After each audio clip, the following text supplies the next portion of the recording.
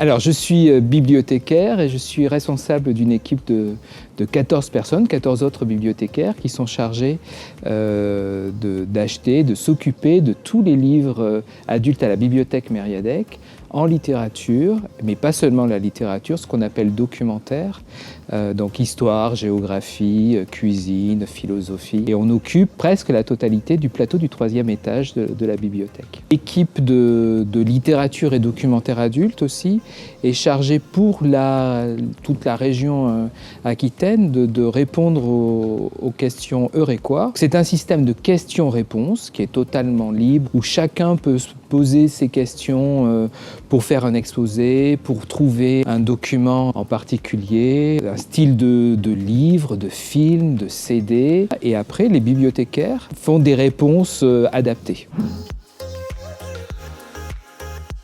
Alors, ce qui me plaît, c'est travailler dans un établissement public, ouvert à tous les publics, quel que soit l'âge, quel que soit le milieu, qui est entièrement gratuit. Ça, c'est une très grande richesse.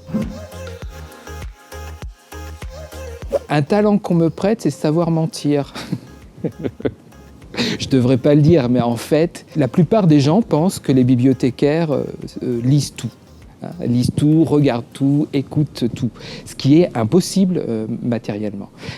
Donc, on ment toute la journée, on répond à des questions extrêmement variées, de philosophie, mais je ne suis pas philosophe, de cuisine, je ne suis pas cuisinier, je ne suis pas écrivain non plus, mais j'ai une boîte à outils, je sais chercher l'information, et donc je fais semblant de tout savoir, de tout lire et de tout connaître. Et apparemment, je m'en sors pas trop mal.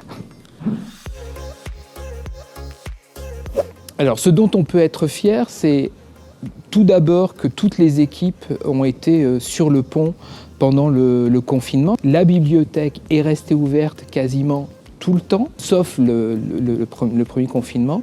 Et on en a profité pour réorganiser la totalité des espaces, ce qui est un travail important, parce qu'on a déplacé 70 000 livres uniquement sur le 3e étage de la bibliothèque de Mériadec.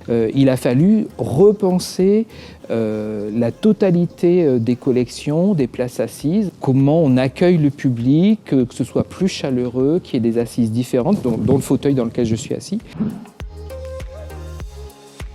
Donc là, nous sommes en train de travailler, comme l'ensemble du réseau, à la mise en avant du fonds romance, de littérature de romance. On espère en tout cas quelque chose qui plaira au public et aux usagers.